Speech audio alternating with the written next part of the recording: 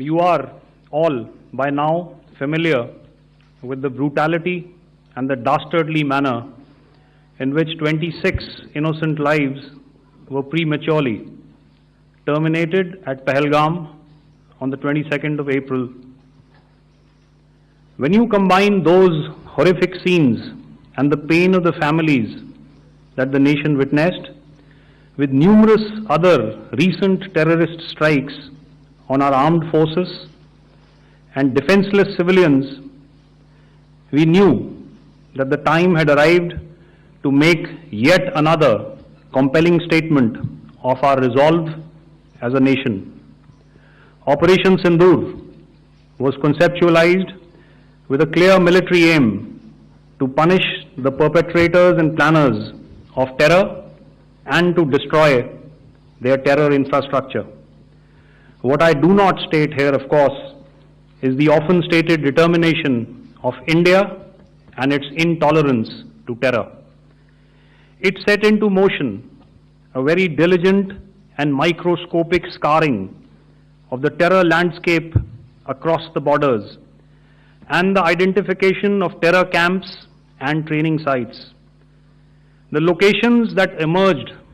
were numerous, but as we deliberated more, we realized that some of these terror hubs were now bereft of any presence and had preemptively been vacated, fearing retribution from us. There was also a term of reference and our own binding, self-imposed restriction to target only terrorists and thus prevent collateral damage. There were 9 camps that you are now all familiar with, which were confirmed by our various intelligence agencies to be inhabited. Some of these were in POJK, while there were others that were located in the Punjab province in Pakistan.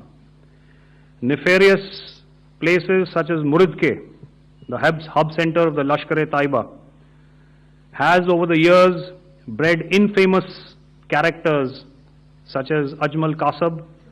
and the likes of David Headley. What followed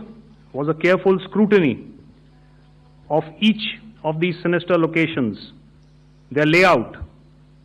configuration, even the type of construction in each structure,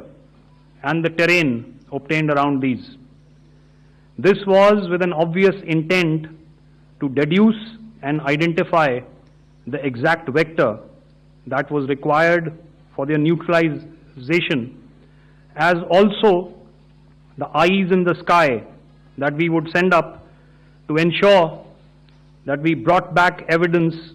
that we had indeed targeted what we set out to. The precise images of these engagements on that fateful and historical night have already been showcased during the first press statement on the 7th of May that was helmed by our Foreign Secretary. I have no doubt in my mind that we achieved total surprise, and those strikes across those 9 terror hubs left more than 100 terrorists killed,